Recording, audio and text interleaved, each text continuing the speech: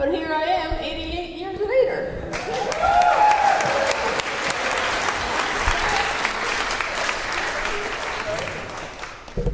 I want to first thank everyone for being here. It's been a great day. Not too many people, so I can kind of follow around. Can't see very good yet, but I'm working on that. Anyway,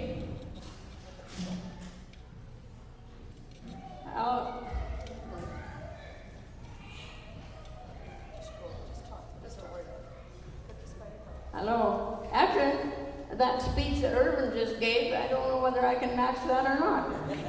And I really don't care.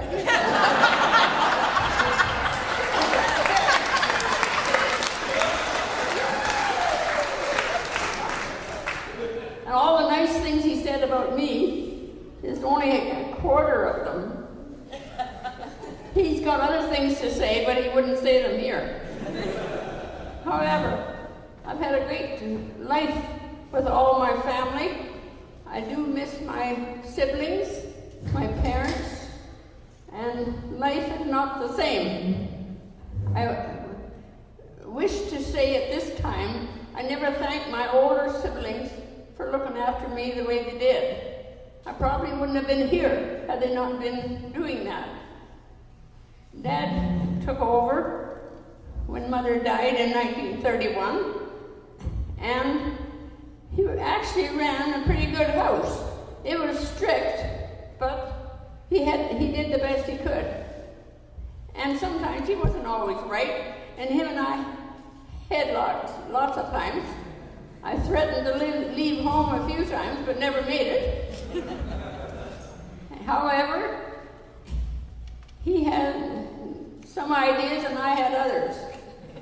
I remember one night we had got the electricity in, and the brightest bloody light you ever saw in the kitchen. I came home. In fact, the truth of the matter was, he was down in the kitchen reading the papers, waiting for me to come home. And I'm at the corner with whoever I was with.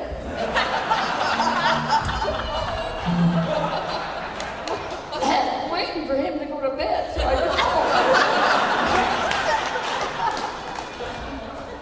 that went on for a few hours, but finally, and I came in the door, and that light was so bright I couldn't see. And he accused me of being drunk. Oh my God, did I hit the roof? Because I never touched a drop.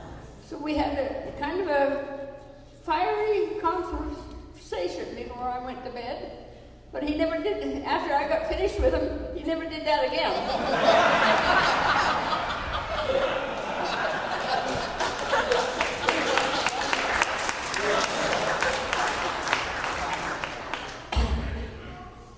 Sometimes, you know, when you're growing up without a mother in the house, you run into different complications as you wouldn't otherwise.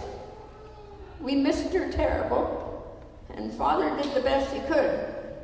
He was one of these people that hung on to every newscast there was.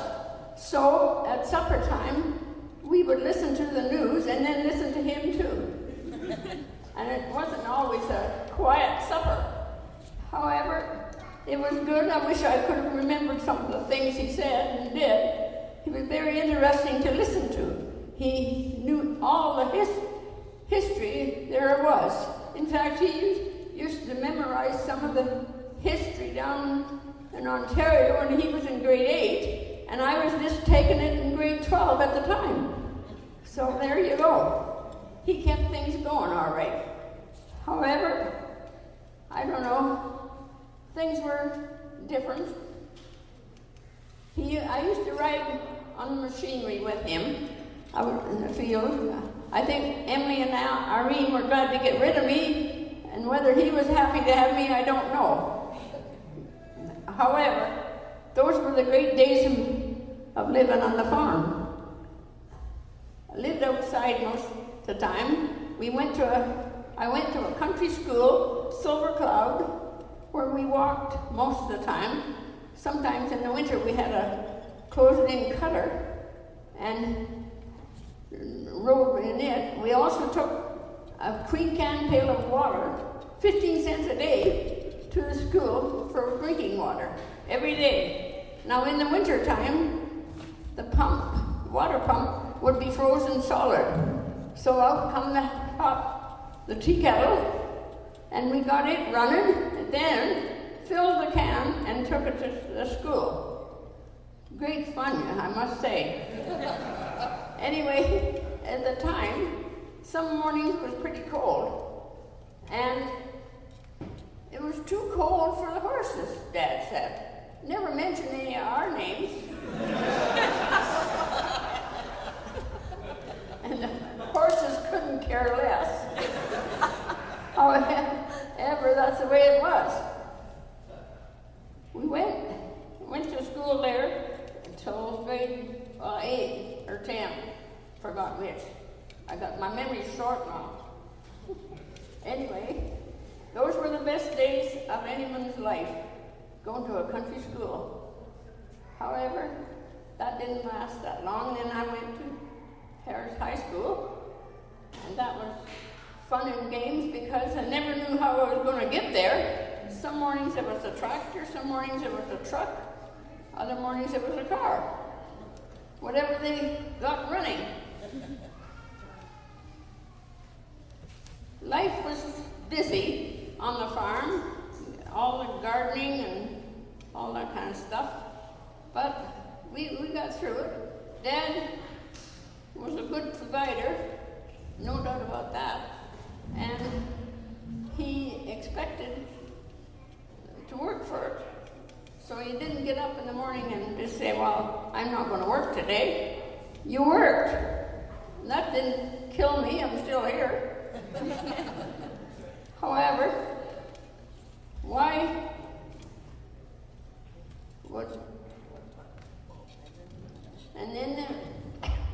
in the wintertime, he provided a rink.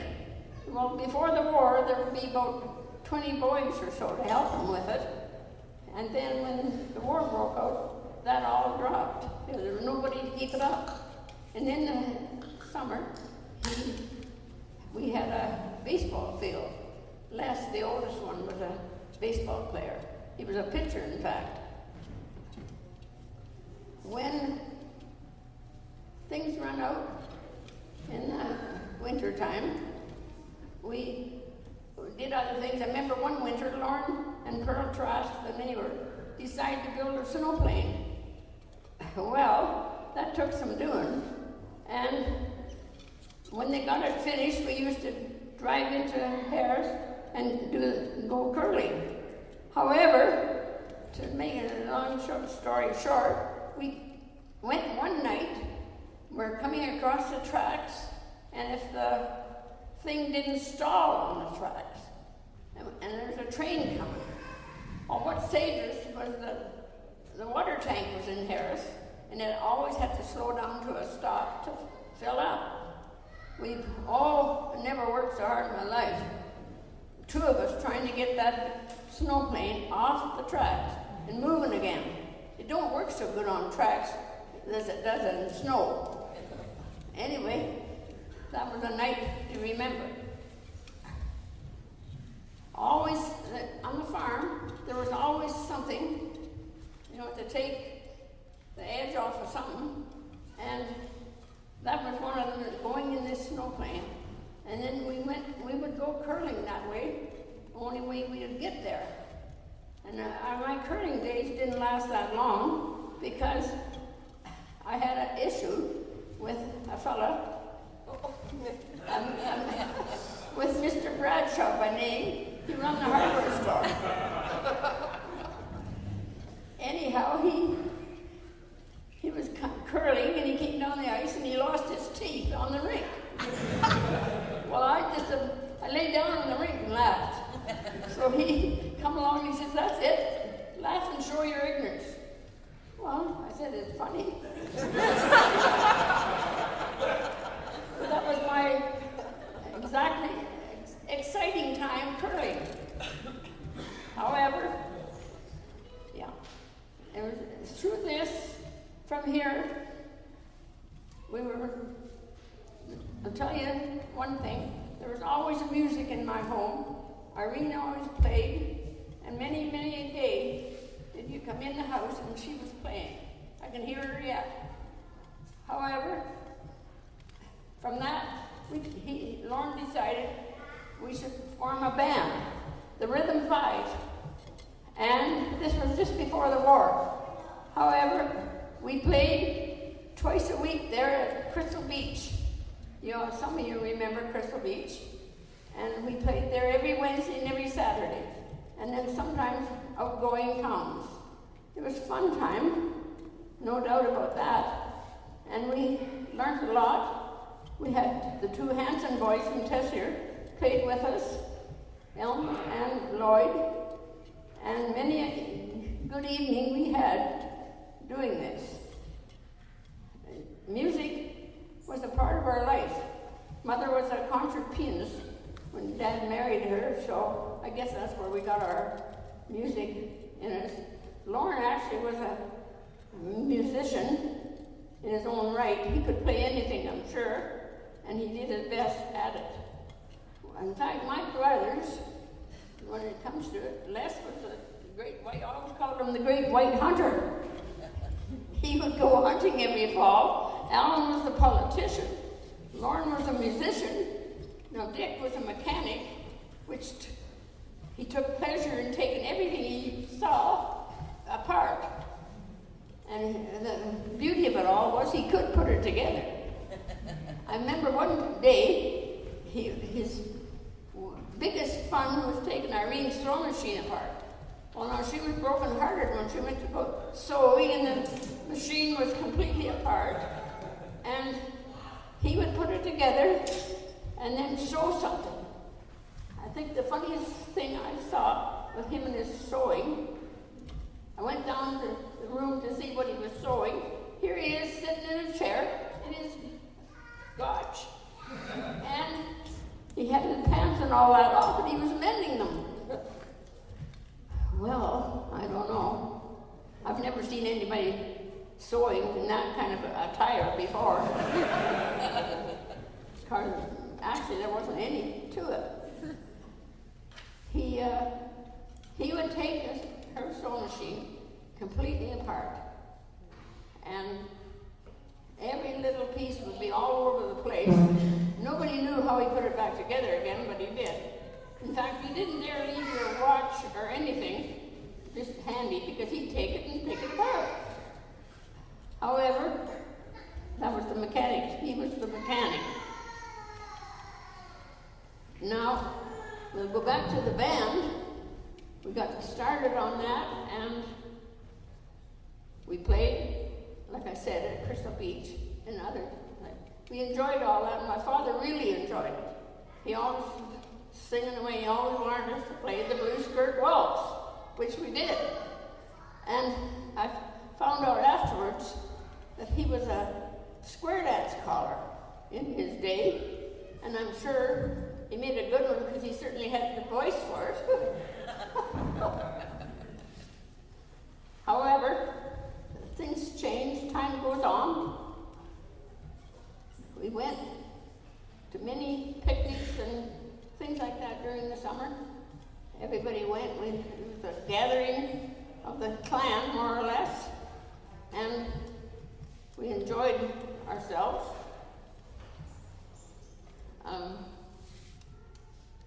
When we weren't playing at the band, we were actually practicing for the next session.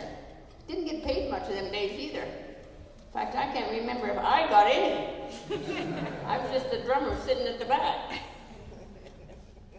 And every time they got out of time, it was always my fault, which I denied up and down, to no avail. However, those days passed on, and still going to, well, I went to school longer than most. I wasn't that bright, but that's okay. I didn't need most of it anyway. I learned a lot just at home.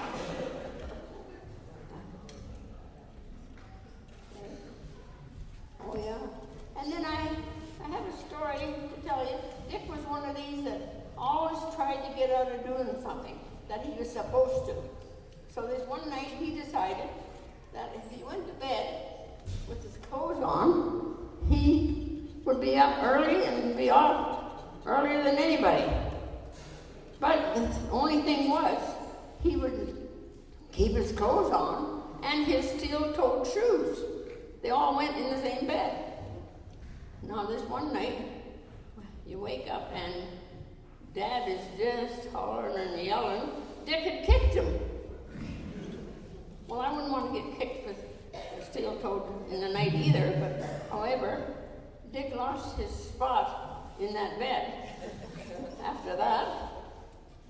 And him and Dick had many disagreements, but anybody could disagree with Father if you wanted to.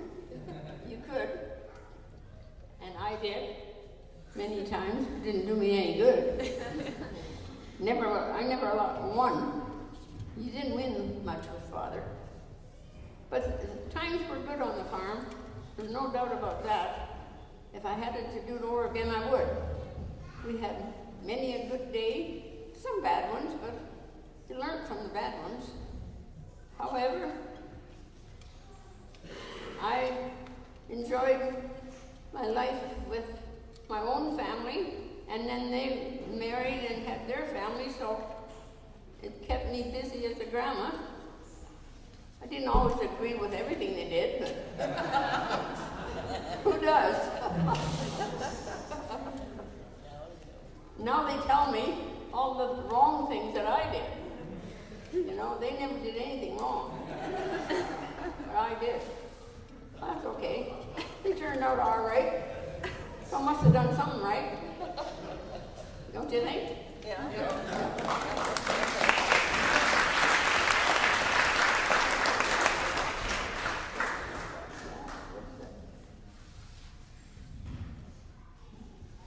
I can't read that.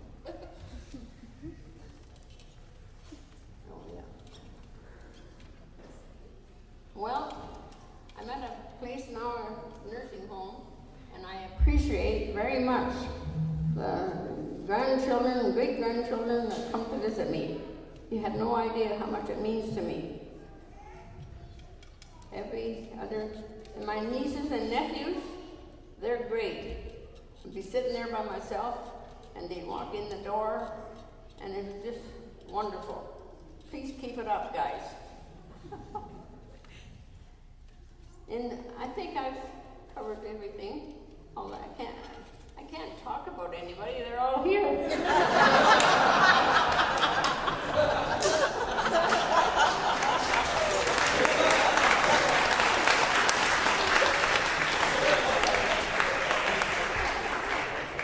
Yeah. Anyway, I'll tell them sometime down the road what I think. I hope the road is long, but I don't know. At this point in time, who knows? But I'm blessed with the best bunch of people I think anybody could be blessed with. Everybody is, well, my eyesight isn't that good, but you're all looking pretty good.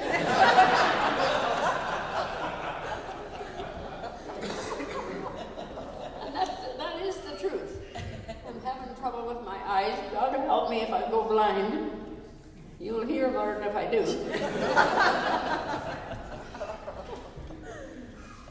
Other than that, I have pretty well covered everybody, and I'm very glad to be here.